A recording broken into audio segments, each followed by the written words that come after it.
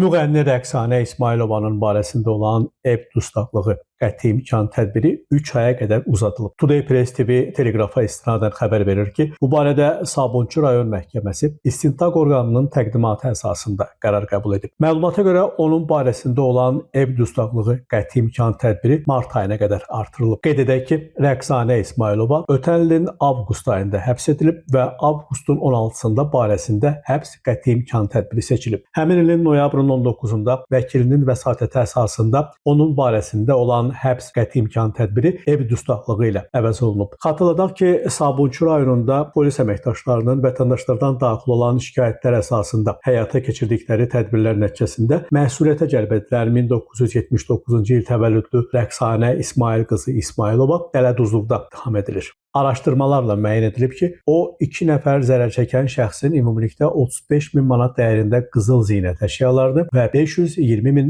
ABŞ dolları məbləğində pulunu dələduzluqla ələ keçirib. Rəqsanə İsmayılova dəymiş zərərin bir qismini ödəyib. Namiq Abbasov, Today Press TV.